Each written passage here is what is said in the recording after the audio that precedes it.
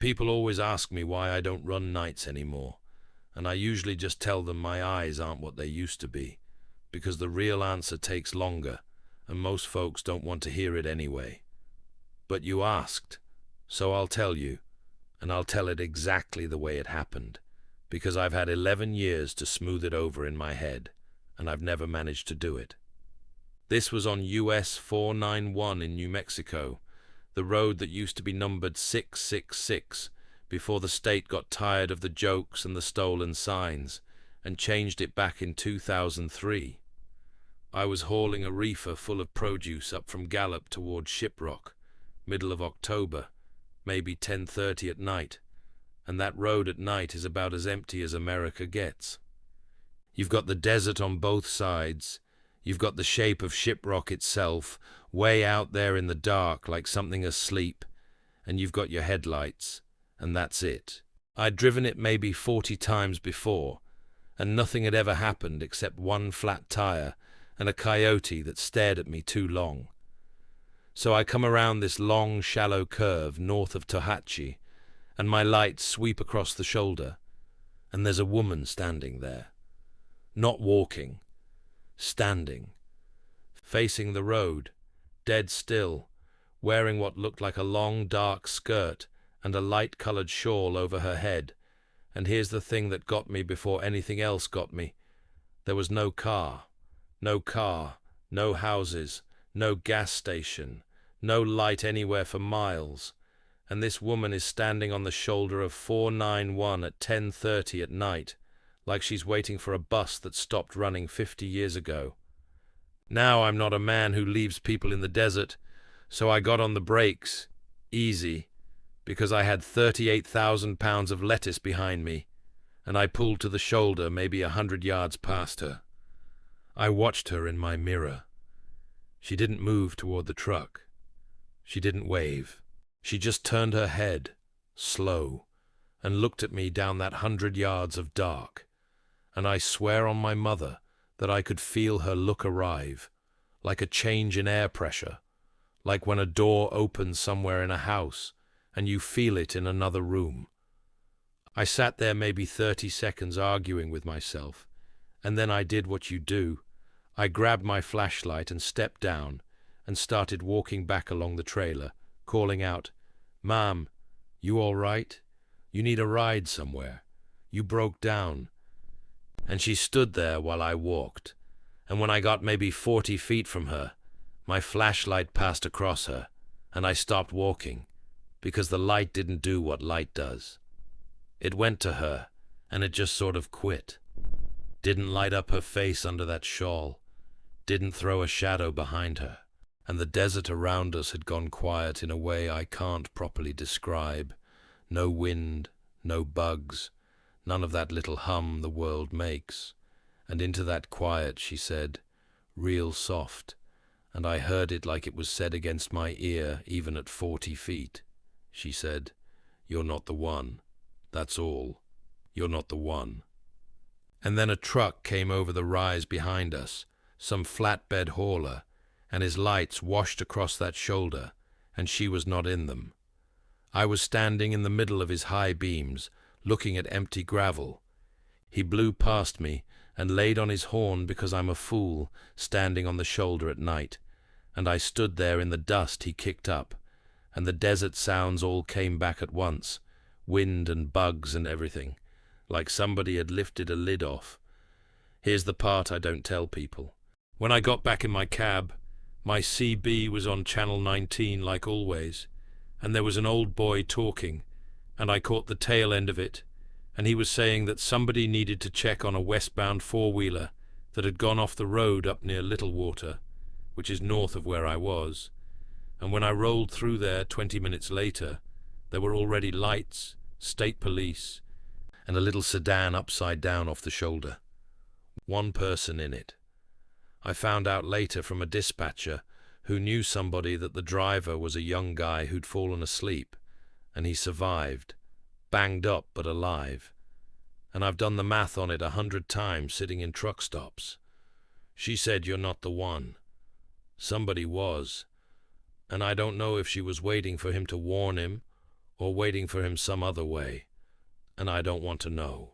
What I know is, I found a thread caught on my mirror bracket the next morning.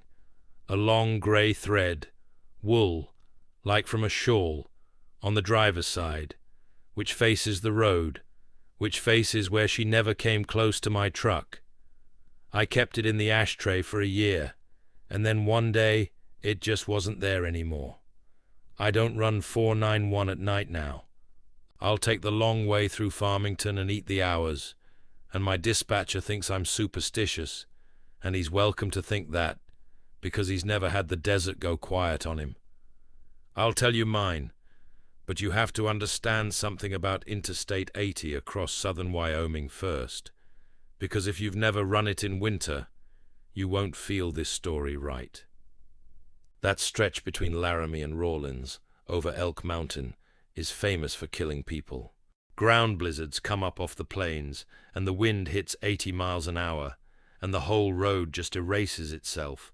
White above, white below, white in front, and you're doing 30 with your flashers on, praying the guy behind you is doing 30 too. They close it all the time. February of that year, I was westbound with a dry van, and the closure came too late for me. I was already committed, already past the last exit I could have taken, and inside of 10 minutes I went from bad visibility to none. And I mean none. I could not see my own hood ornament. I'm creeping along trying to read the rumble strip through my seat, because that vibration on the right side was the only thing telling me I was still on the interstate and not driving out into a pasture toward a frozen death. And that's when this voice comes on the CB. Older voice, gravel in it, calm as Sunday. He says, "Westbound on the 80, the one crawling past milepost 255. That's you dragging the dry van, you copy." And I about jumped out of my skin, because how does he know where I am? I can't even see where I am. I keyed up and said, "Yeah, copy. I can't see a thing out here." And he says, "I know it, son. That's why I'm talking to you. Keep her straight. You're centered good right now." And for the next 20 minutes, this voice walked me through that whiteout like he was sitting on my dash. He'd say, "Easy now. Road bends left up here. Gentle. Start your wheel. That's good." He'd say, "Bridge deck coming. She'll be slick. Don't touch nothing. Just roll it." And every single thing he said was right. Every curve arrived where he said it would. At one point he said, real sharp, the only time his voice changed, he said, "Brake now. Easy but now." And I got on it. And out of the white, maybe 2 truck lengths ahead of me, there were tail lights. A flatbed stopped dead in the travel lane. And if he hadn't said it when he said it, I'd have plowed through that man's load at 30 miles an hour, and this would be a different kind of story. We got down out of the worst of it near Arlington, and the white thinned out to where I could see maybe a 1/4 mile, and I keyed up, and I said, "Buddy, I don't know who you are, but I owe you a steak dinner. Where you at?" And there was a pause, long enough that I thought he'd gone out of range, and then he said, "Oh, I'm always out here." And then he said something that's lived in my chest ever since. He said, "Tell you what, you just stop good and early for the next fella. That'll square us." And that was it. Nothing more. Now here's the thing. When I got into Rawlins, I fueled up at the Flying J, and I was telling this to an old-timer at the counter, wiry old guy with a Vietnam cap, and I hadn't gotten halfway through it before he set his coffee down and looked at me funny and asked me, "Did he call you son? Did he tell you about the bridge decks?" And I said, "Yeah, exactly that." And this old man got quiet, and then he told me there was a driver, decades back, before my time, who ran that stretch his whole career and was known up and down the 80 for sitting in the whiteouts on his radio talking guys through, because he knew every foot of that road blind. Said the man died out there. Not in a wreck even, just his heart, parked at a brake check area in a storm, and they didn't find him till the plows came through. And the old-timer said, every few winters somebody comes through Rawlins telling your story, near enough word for word, down to the steak dinner. I don't know what I believe about the next world. I was raised Baptist, and I've drifted, but I'll tell you what I do now. Every winter, first bad storm, I find somebody on the radio who sounds scared, and I talk to them steady until they're through it, stopping good and early for the next fella, squaring it up. Mine's not a ghost story, or maybe it is. I've never decided, and you can decide for yourself. I was coming across Kansas on I-70. This was springtime, and I pulled into a rest area east of Hays around 2 in the morning to close my eyes for a few hours, because my clock was out of hours, and there's no arguing with the log anymore. This rest area was maybe half full, 4 or 5 trucks spaced out, everybody buttoned up dark.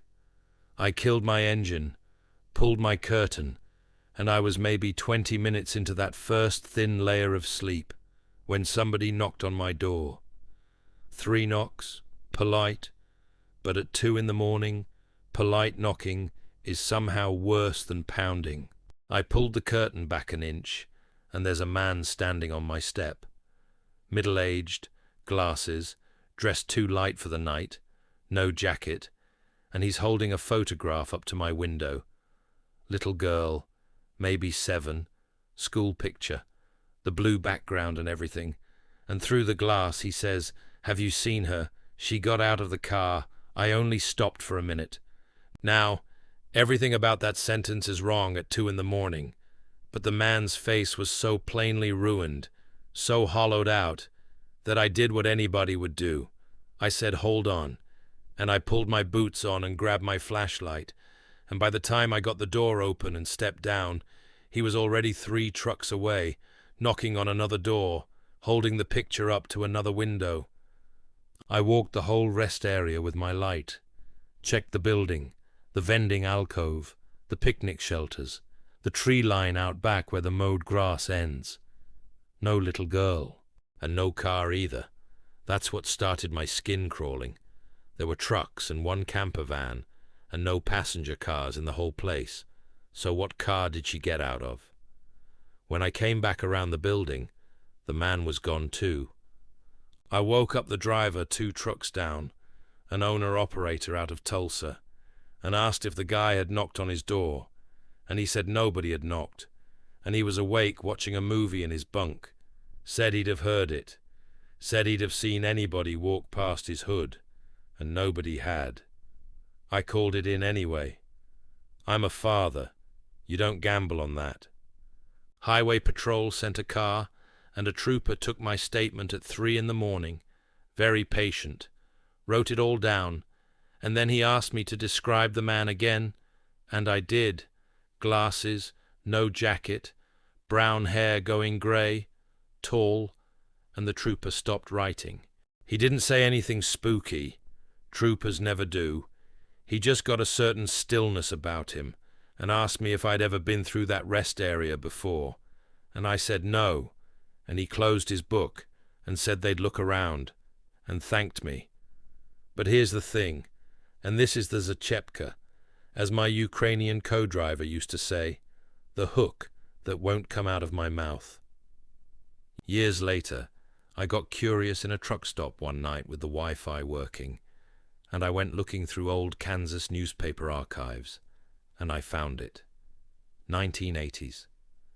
A family stopped at a rest area on I-70 in that same county, nighttime, and their daughter wandered off while the father dozed, and she was found the next morning, safe, asleep in the tall grass past the mowing line, right where I'd walked my flashlight.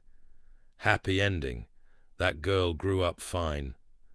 But the father, the article said, never got over the night itself, the not knowing, those hours, and he passed away some years back. And I sat there in that booth with my coffee going cold, thinking about how the worst night of a man's life might just keep happening, over and over, at 2 in the morning, forever, with him knocking on doors that weren't even built yet when his little girl went missing.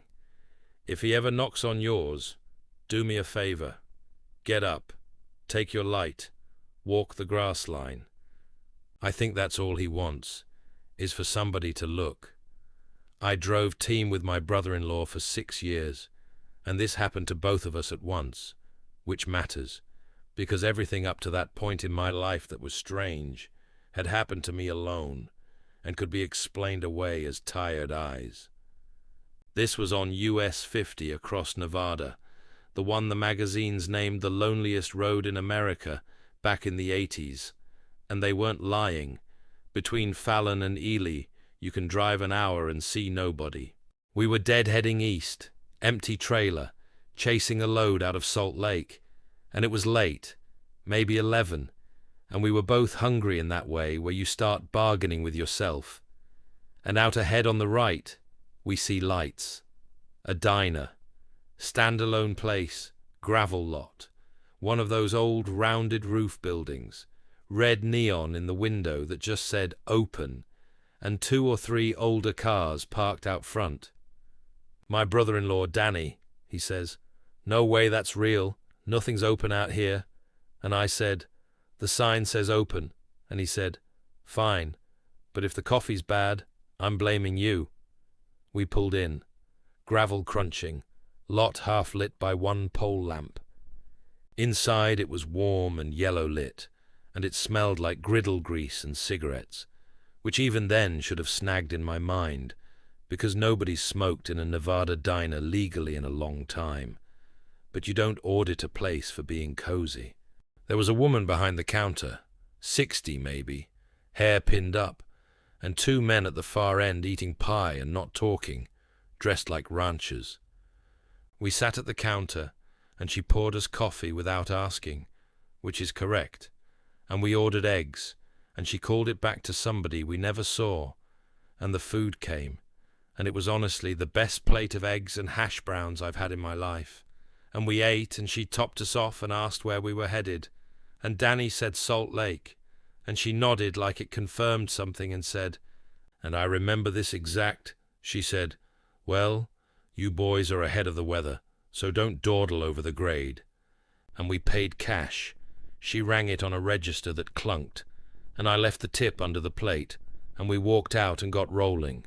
About an hour later, it started to snow, hard and early for that time of year, and we crossed the summit before it got bad, and if we'd been an hour later, we'd have sat in chains half the night, so her advice was good advice. That's not the story. The story is that 8 or 9 days later, we came back westbound in daylight, and we were both looking forward to those eggs, talking about it for 50 miles, and we found the place, same gravel lot, same rounded roof, closed, and not closed like closed today, closed like closed since before I was born. Windows boarded, roof half caved on the north side, sagebrush growing up through the gravel where we had parked, and the pole lamp rusted through and leaning. Danny got out and walked the lot without saying one word, and I sat in the cab feeling my dinner from 9 days ago sitting in my stomach like a stone. He came back holding something. A book of matches, faded to nothing, that he'd found on the windowsill inside the broken door. You could just barely read the name of the place on it, and it was the name that had been on our receipt. Because here's the thing, I'm a receipts guy. The company wants fuel and food receipts, and I had it in my folder, handwritten ticket, eggs, 2 coffees, and the date, our date, 9 days prior, in blue pen. I still have it. It's in a sandwich bag in my desk at home, and I take it out maybe once a year and look at it, and the paper's gone yellower than 9 years should make it. A lot yellower, like it's aging on its own schedule, catching up to where it belongs. Danny won't talk about the place at all anymore, except one time at Thanksgiving, couple drinks in, he leaned over to me and said, "You know what gets me? She warned us about the weather. she was looking out for us. And I said, yeah. And he said, so who was looking out for us? And neither of us has ever answered that. I'm a GPS story, and I know how those sound. Everybody's got one where the lady in the phone tried to drive them into a lake, and mostly that's just bad map data, and there's nothing more to it. Mine's different, and I'll let you judge. I run a lot of coal country, West Virginia, eastern Kentucky, and if you know those roads, you know the GPS situation is genuinely rough out there. Hollers that don't get signal, roads that changed when the mines closed, whole little communities that emptied out and grew over. I was taking a load of mining equipment on a route I didn't know, off the interstate, deep into the mountains on state routes, nighttime, fog coming down into the hollows the way it does, sitting in the trees like smoke. And my GPS, the truck unit, the good one with the commercial routing, tells me to turn right onto a road it called Sutter Fork Road. And there was a road there, paved once, breaking up at the edges, and the turn matched the map, so I took it. And I want to be fair to myself here.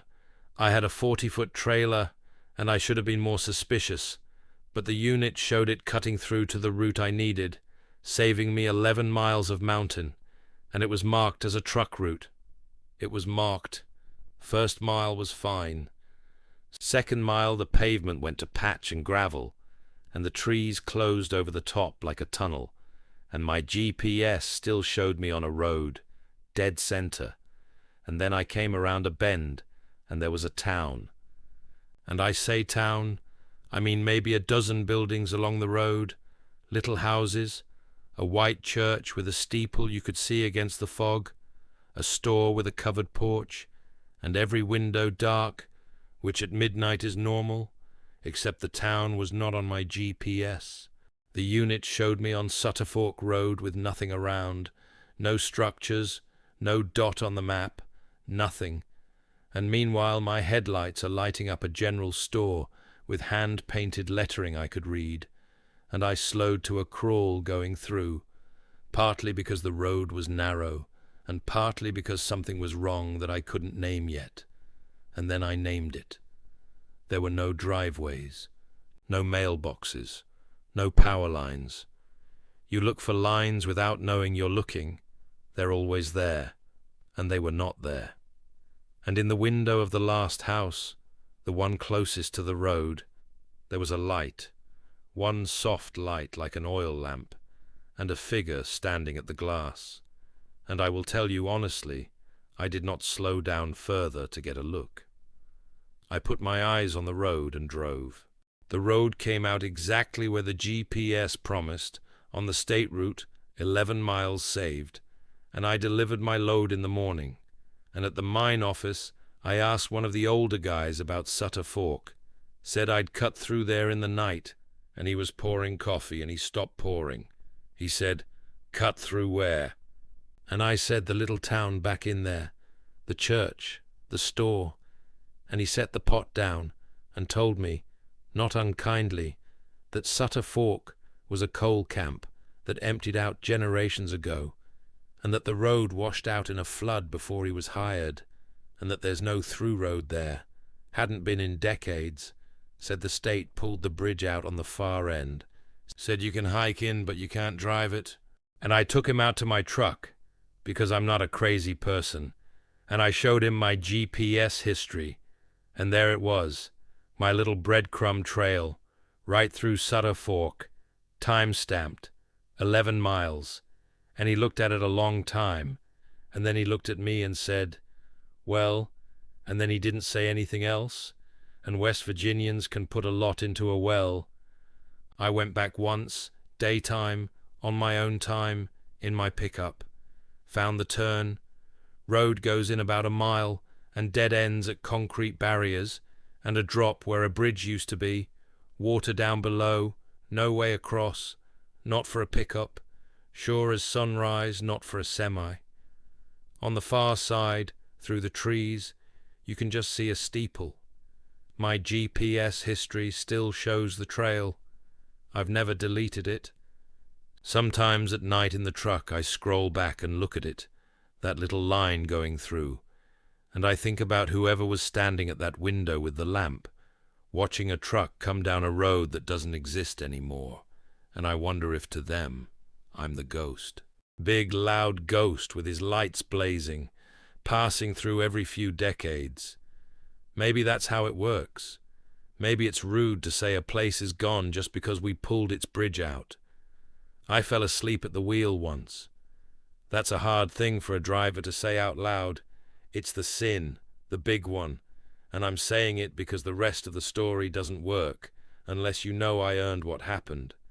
This was I-40 westbound in the Texas Panhandle, flat as a table, 2 in the morning, and I was pushing when I shouldn't have been pushing, and I don't remember closing my eyes. That's how it goes. Nobody remembers closing their eyes.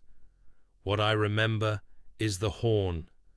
A truck horn, full air horn, long and loud and close, so close it was inside my skull, and I snapped awake with my heart trying to exit my body and found myself drifted all the way across the hammer lane, half off the left shoulder, maybe 2 seconds from the median cable barrier, at 65 miles an hour.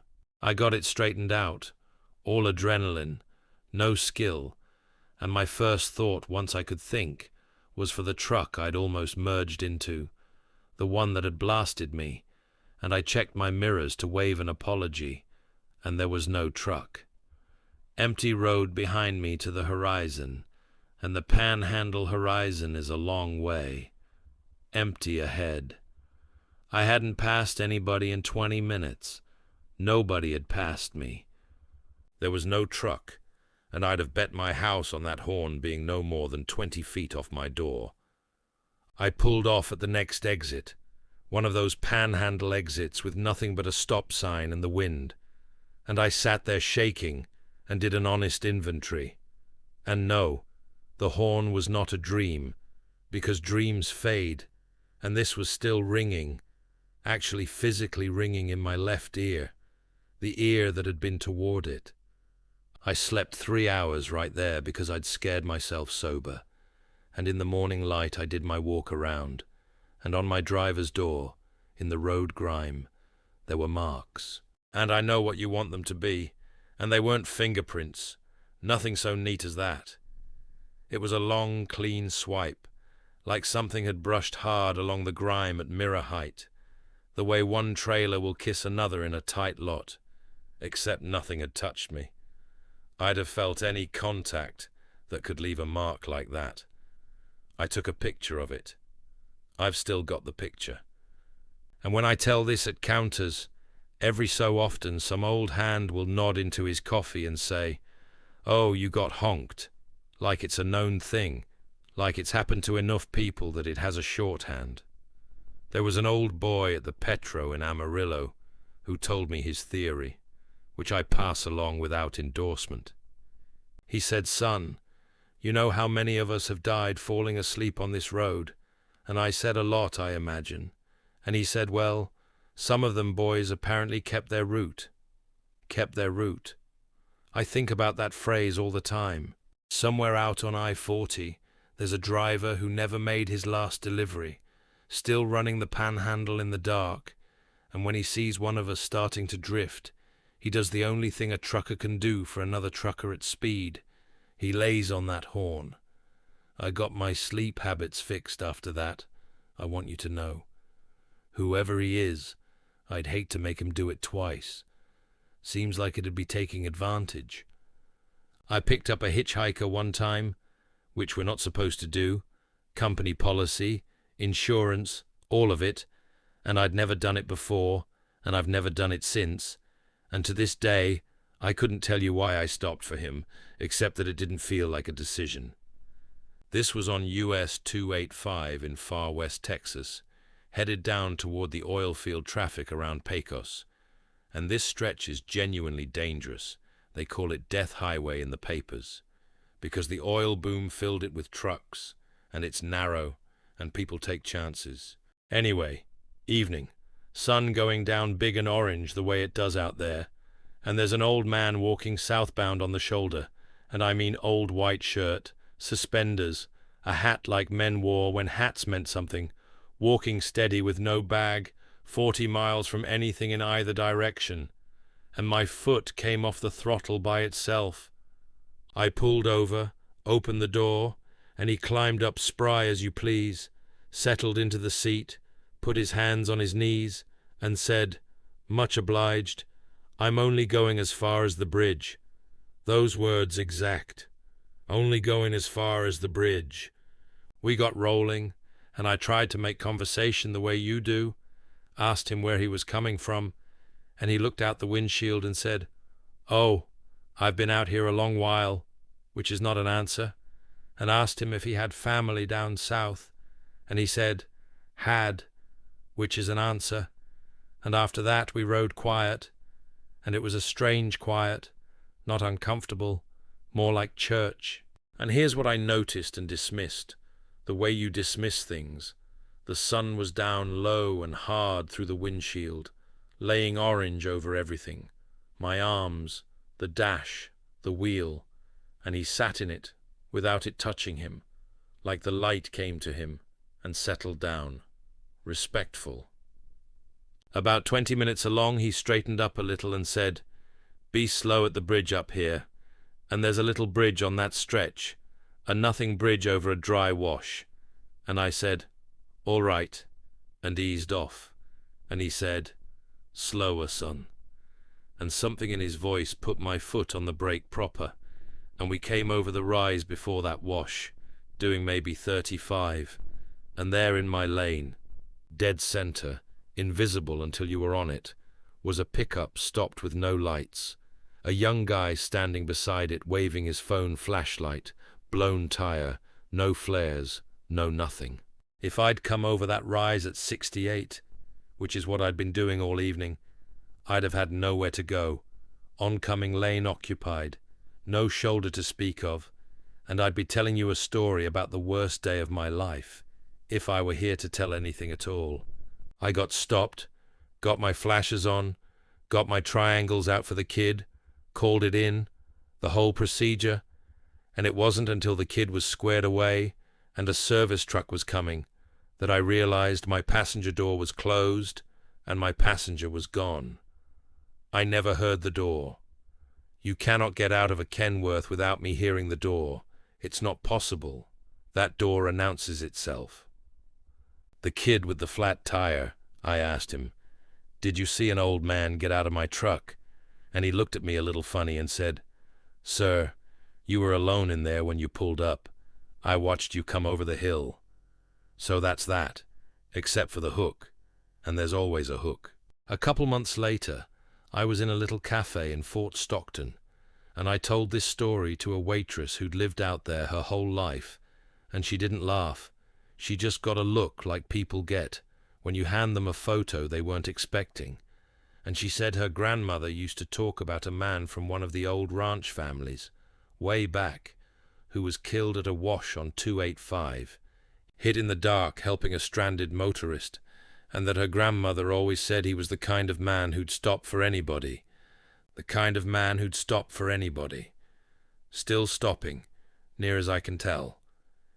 I keep an eye out for him now, every run down 285, an old man in a white shirt walking the shoulder in the evening sun. And I'll tell you something that maybe I shouldn't. I hope I see him again. There's people you ride with for 20 minutes that leave more in the cab than people you ride with for years. Rest areas at night are their own country. That's a thing every driver knows and civilians don't. And I want to tell you about one night in Oregon, on I-84, out in the eastern part of the state, where it runs along the old Oregon Trail route. High desert, big wind. I was parked at a rest area overnight, buttoned up, sleeping good for once, and at some hour of the night I woke up because somebody said my name. Not called it. Said it. Low and clear, right outside the truck, the way your wife says your name when she's about to ask you to do something. And that's exact, because it was my wife's voice. Marie. And Marie was 2,000 miles away in Tennessee, I knew that with my whole waking brain the second I had a waking brain, but I'd heard it, not dreamed it, heard it with my ears, from outside, driver's side. And while I'm sitting up in the bunk sorting dream from not dream, it came again, my name, patient, a little urgent underneath, exactly her calling me in from the garage voice, and it was moving, away from the truck, toward the building. You'll say I should have stayed in the bunk, and you're right, and I'll tell you the truth. No force on earth could have kept me in that bunk, because the animal part of your brain doesn't hold committee meetings. Your wife's voice says your name, you go. I got my boots and coat on, and got down and stood in that wind, and it came a third time, fainter, from over by the restroom building, around the far side, and I followed it, flashlight bouncing, and I want you to picture me, grown man, 2 a.m, walking around a rest area, building in the wind, chasing his wife's voice across a continent. I came around the far corner, and there was nothing there, of course, just the fenced-off equipment area, and the tumbleweed caught on the fence rattling, and I stood there long enough to feel foolish, and then I heard, from back the way I'd come, from the parking area, a sound like a rifle shot, except it wasn't. It was a crack, and then a long tearing groan, and then a boom I felt through the ground. One of the big old poplars they'd planted for shade back whenever, rotted through inside where nobody could see it, had come down in that wind, right across the parking lot. Its top branches were lying across my hood and bull bar, and the trunk, the part of that tree that was thick as a barrel, that part was lying exactly, and I mean exactly, across the space where my cab sits, where my bunk sits, where 30 seconds before that boom I had been sleeping. The highway crew that came out in the morning stood around it the way men stand around things that almost mattered, and one of them said to me, "Boy, you picked the right time for a bathroom run." And I said, "Yep," because what was I going to say? I called Marie at sunup, and I was going to tell it light and funny, and before I got 2 sentences in, she went quiet on the line, and then she told me that in the night she'd had a dream, and in the dream she couldn't find me. I was somewhere in the house, but no room I looked in, and so in the dream she was walking around calling my name, over and over, she said, until she woke herself up doing it, and her heart was going so hard she had to sit up and drink water, and she looked at the clock when she did. You know what I'm going to say about the clock. 2,000 miles and 2 time zones, and you know what I'm going to say. I don't have a theory that holds all of this without leaking. I just know that something used the one voice in this world that could get me out of that bunk without a single question asked, and it got me out, and I'm here, and my grandkids exist.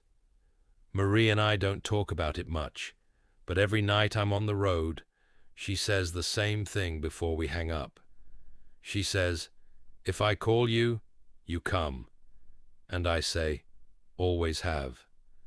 There's a stretch of old Route 66 in Arizona, the real old alignment, not the one with the gift shops, out past where the interstate pulled all the life off it back in the 70s, and I ended up on it one night because I-40 was shut down completely. A hazmat rollover, full closure, and a state trooper was standing at the exit physically waving trucks off onto the detour. So this was official, is what I'm saying, sanctioned, a whole conga line of us snaking off onto roads that hadn't seen this much truck traffic since Eisenhower. But the detour route got congested, and my atlas, the paper one, showed the old road running parallel, and I made a choice, and pretty soon the conga line was behind me, and I was alone on a piece of highway that America stopped setting the table for 50 years ago.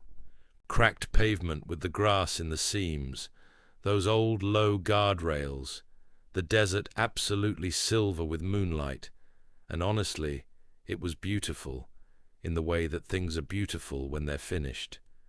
And then up ahead, I saw a gas station, lit, glowing out there like a little island, and I knew, this time I knew, you understand, I'd been driving that corridor for years, and there is no operating anything on that alignment, and I knew what I was looking at, even if I couldn't say what I was looking at. Old-style station, 2 pumps out front, the round-topped kind, light in the office window, and a man out by the pumps. And as my headlights came up the road, he raised his arm, not waving me down, waving me on. Big, slow arm, like a man flagging traffic past a wreck. On, keep it moving. And friend, I kept it moving. I did not stop at the ghost gas station at 1 in the morning, and if that makes me less of a scientist than you, I accept that. But I watched, slowed to maybe 20, and watched it slide past my window, close enough to see the man had coveralls on, close enough to see there was a rag hanging out of his back pocket, and his face was in shadow under the canopy light. But I got the sense, you know how you get a sense, that he was old, and that he was calm, and that waving traffic on was just what he did, all night, every night, whether traffic came or not. 20 seconds later, my lights hit something in the road, and this is why I believe he was waving me on, and this is why I believe he was kind. Cattle. Open range out there, no fences, and there was a little bunch of them, black cattle on black pavement in the dark, standing in the road around the next bend, invisible until you were nearly in them, and because I was doing 20 and paying attention instead of doing 45 and relaxing, I eased through them without touching a hair. You hit a cow at highway speed in a big truck. You might live, and you might not, and the cow won't, and it's a bad night all around. I came out the far end and rejoined the detour with everybody else, and in the morning, in daylight, I drove back, because I had time and because I had to. Found the spot. There's a gas station there, all right. There's the concrete pad and the rusted skeleton of the canopy and the 2 pump islands with the pumps long gone and the office walls standing without a roof and a rag, and I'm just telling you what I saw. An old red shop rag, sun-bleached almost white, snagged on the door frame, moving in the wind. No power to the site. No power for miles of that alignment. The co-op confirmed it when I got curious enough to call. No meter, no line, nothing since the mid-70s. He'd have known about the cattle, a man who worked that road. He'd have flagged people through his whole life.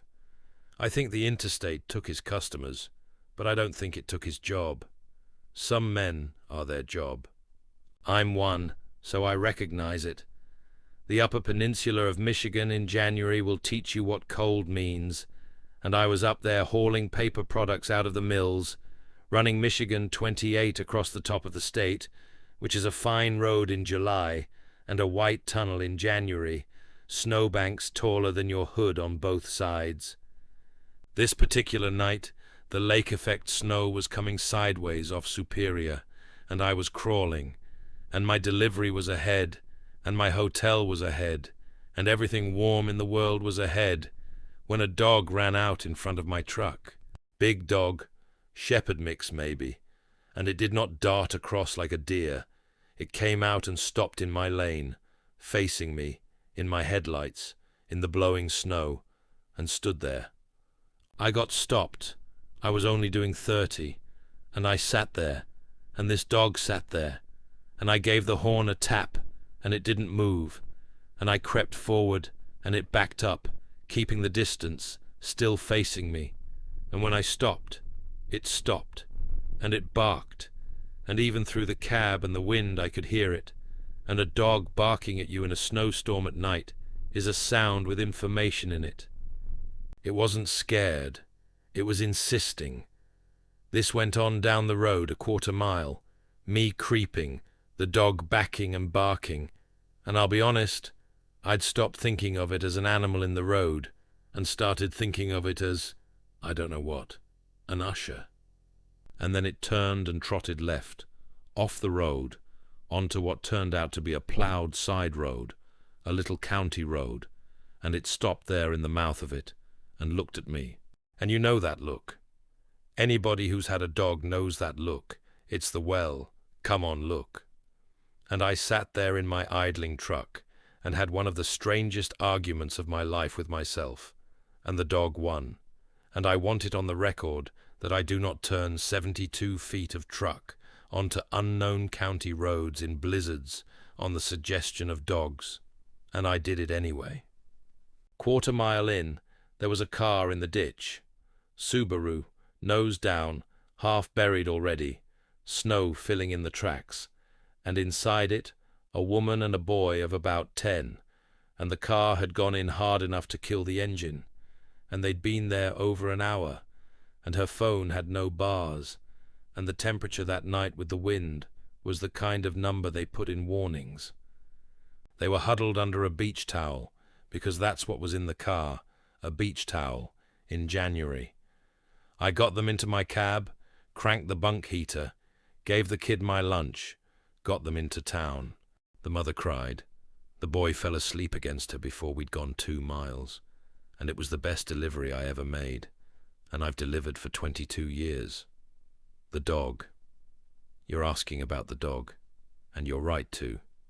It didn't follow us out.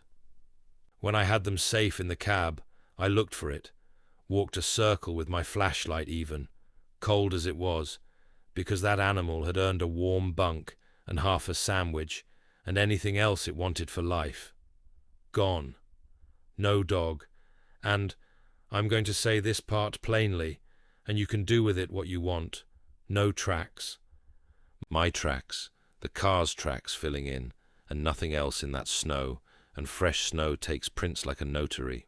In town, at the gas station where I dropped them with the towing guy, I described the dog to the old fellow behind the counter, and the woman, the mother, she got very still while I did it, and then she said that her family had had a shepherd when she was a girl, right there in that township, and that it had been, her words, the kind of dog that wouldn't let you out of its sight near the road, and that it was buried on her parents' old property, which was on that county road, which was the road her car went off of, 100 yards, she figured, from a fence line she used to climb when she was 10 years old, the age of the boy asleep in my truck.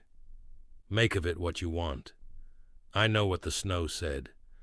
The snow said nobody walked there but me. 3 in the morning has a texture to it.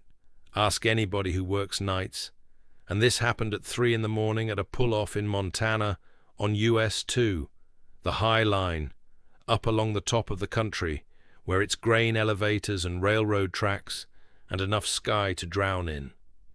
I was parked for my break, dead of winter, hard, clear cold, no wind for once, the kind of night where the snow squeaks and the stars come all the way down to the horizon.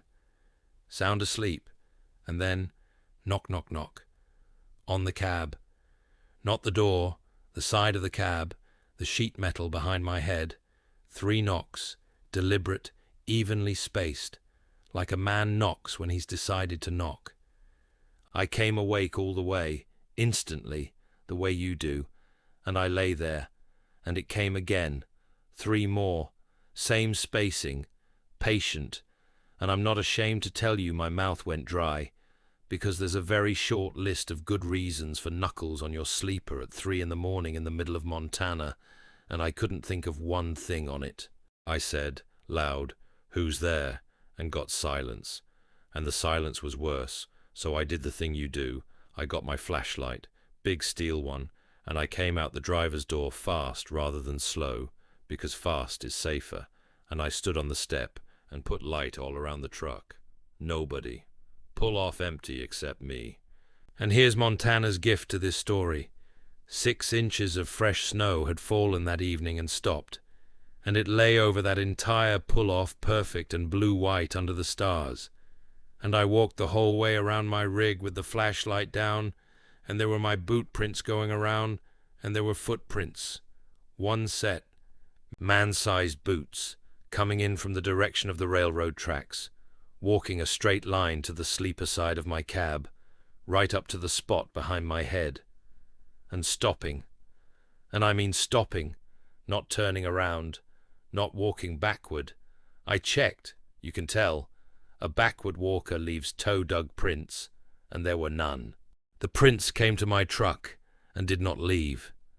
17 steps, I counted them twice, from the darkness by the tracks to my cab, and no 18th. I did not go back to sleep. You'll be stunned to hear.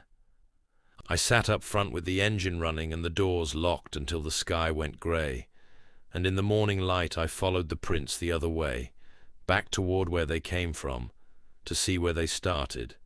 And that's the detail that put this night in a box in my head that I don't open often. They didn't start anywhere. Out by the tracks, in the middle of clean, flat snow, the prints just began, first one, then the rest, like a man had been set down there, or had, I don't know, arrived. I asked at the diner in the next town, because diners are the archive out there, and the woman running it topped my coffee and heard me out, and she said, "Oh, you were at the pull-off by the old section house." And I said, "I guess there were tracks nearby." And she said that years back a railroad man had frozen to death out there someplace, story older than her, walking the line in a blizzard trying to reach shelter, and that folks who stop overnight there sometimes mention a knock. Sometimes mention a knock. She said it the way you'd say the pie is good today, information for the traveler. I asked her what he wants, and she wiped the counter and thought about it honestly. I could see her thinking, and she said, "Probably just to come in out of the cold, wouldn't you think?" And I want to tell you I'd have let him in if I'd known, and I want to believe I mean it. And every winter since, when I'm up on the High Line, I'll tell you what I do, and you can laugh. I unlock the passenger door before I climb in the bunk. It costs me nothing. Nobody's ever come in. But it's unlocked. There's a mile marker on I-40 in New Mexico, and I'm not going to say which one, and by the end you'll know why, where more than one driver has seen a girl. I say more than one because I heard about her before I ever saw her, which matters. That's the wrong order for it to be my imagination. I heard about her at a fuel stop in Tucumcari from a flatbedder who told it plain and unhappy, no campfire in his voice at all, said between such and such markers, westbound, right lane shoulder, a girl in a light dress, and you'll see her too late to stop, and when you look in your mirror she's gone, and don't be looking at your mirror that long anyway. And the man across the counter, stranger to both of us, said, "My brother's seen her twice." Twice. And they compared markers, and it was the same stretch, and I filed it under Road Talk, which is where it belonged, and 18 months later I was westbound on I-40 at about 11 at night, in light rain, and I came past that stretch, and she was there, light dress, right shoulder, facing traffic, which pedestrians are taught to do, close enough to the white line that I moved over in my lane the way you flinch from anything on a shoulder, and my lights had her for, what, a second and a half. Long enough. Long enough to see the rain, which was coming down thin but steady, and to see that it didn't bother her, and I don't mean she didn't mind it, I mean it didn't touch her. Her dress hung still while the rain moved through my headlight beams all around her.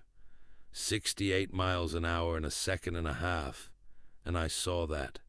The eye takes what it takes. And I did the thing the flatbedder told me not to do. I looked in the mirror, and the shoulder behind me was empty in the lights of the car that was following me a half-mile back. Empty the whole straight stretch. No girl, nowhere to go. Flat open country. No girl. I want to be careful here, because I've had 11 months to think, and I've tried to be a good witness. I was not tired. I was 600 miles into an easy day, coffeed, alert. The rain was light. My wipers were on delay. I know what a trash bag on a fence looks like. I know what a mile marker post with a shirt caught on it looks like. I know every shape the roadside makes. That's the job. The job is knowing the shapes. And this was a girl. Here's what I did about it. And this is the part I'd want another driver to hear. I got curious in the way that doesn't let go, and on my 34-hour reset in Albuquerque, I went to the library, the actual library, and a librarian who took me seriously, God bless her, helped me search the newspaper records for accidents on that stretch, and we found several over the decades because it's an interstate, and that's the sad arithmetic, but one of them stopped me cold. A long time ago, a family heading west, car trouble at night, and a teenage daughter walking the shoulder toward an emergency call box, those old roadside phones, in the rain, and a truck, and I'll leave it at that. I'll just leave it, because she has a name and a family, and this isn't entertainment past this point. Facing traffic, like she was taught, doing the safe thing. The librarian printed the article, and I keep it in my visor. And when I run that stretch now, and I still run it, I do two things. I move to the left lane early, the whole stretch, every time, empty shoulder or not.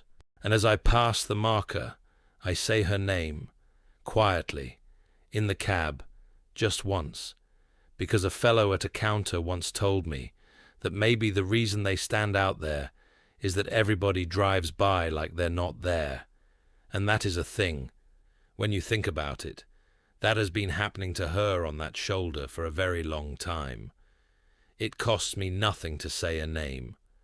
Left lane, say the name, drive on. If you run I-40 at night and you see her, you'll know her by the dress and by the rain that doesn't land. And now you know what to do, which is more than I knew. I'm going to tell the last one, and it's mine. And I've only told it to my wife and my cardiologist, and one of them believed me. 31 years on the road, and this was near the end of them, though I didn't know it that night. I was coming across I-90 in South Dakota, out past the Missouri River, where it goes big and empty. Night, dry, easy conditions, no excuses in the weather for what happened. What happened was my chest. It came on the way they tell you it does, and the way you never believe it will, a pressure like the seatbelt shrinking, and then my left arm went strange, and I'm a big man past 60 who'd been eating truck stop gravy for 3 decades, so I knew, the way you know, and the fear that came with it was its own animal, and I was 70 miles from anywhere in the dark. And I'll tell you the exact moment this story becomes the kind of story you've been listening to tonight. It's the moment I heard the passenger seatbelt click. Click. That sound, that exact sound, and no other sound is that sound. The tongue going into the buckle, to my right, in my empty passenger seat, and I looked over, the way you'd look, half blind with fear already, and there was nobody there. And the belt was buckled flat across an empty seat, like it lies across a person. And a voice, and I've had a lot of quiet years to decide about this voice, whether it was in the cab or in my head, and my finding is that there is no difference at 3 a.m, 70 miles from help. A voice said, calm, like a co-driver, like 10,000 miles of shared road were behind us. It said, you're all right, driver. Big exit coming up. You're going to take it nice and easy. And my hands did it. Signal, deceleration lane, easy on the brake, the whole textbook, while the rest of me was a house on fire, and the voice kept on, low and steady. There you go, wide right here. Now bring it down. And it talked me down that ramp and into the parking lot of a little interchange gas station. Closed, but lit, and the voice said, set your brakes, and I heard my own brakes go, that big sigh, and the voice said, now the phone, and I did the phone, 911, and I got to tell them where I was because I was somewhere, parked, safe, findable, instead of dead in the median at 65, with my truck rolling on without me into whoever was out there that night. The helicopter flew me out of that parking lot. Widowmaker, the doctor called it, the artery, said another 20 minutes would have been a different conversation with my wife. I asked him, when I could talk, whether a heart attack could make a man hear a seatbelt buckle, and he said the brain in crisis does remarkable things, and I said sure, and then I asked the question I actually cared about. I said, can it unbuckle one, Doc? Because the paramedics who got me out of that cab had to reach across and unbuckle the passenger belt to get their bag onto the seat.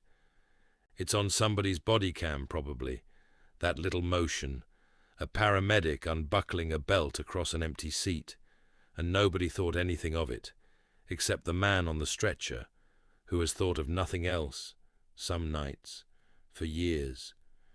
I retired 8 months later, sold the truck to a young fellow out of Sioux Falls, and I walked him around her for 2 hours telling him everything, where she pulls in a crosswind, what the gauges do before they mean it, all of it. And at the end he shook my hand and asked if there was anything else he should know. And I stood there in that yard for a long second, with 31 years going by, the whiteouts and the rest areas, and the 2 o'clock knocks, and every mile marker with a story stapled to it that no one wrote down. And I said, yeah, one thing. You're never as alone out there as you think you are. And he laughed a little, because he thought I was being sentimental, and I let him think it, because he'll find out the way we all find out, some night, on some empty road, when the radio goes quiet and the darkness leans in close to look at him, and something, somewhere, decides he's worth keeping. Drive safe out there. And if you ever hear that belt click, don't be afraid. Near as I can tell, it means somebody's riding with you. Near as I can tell, it always did.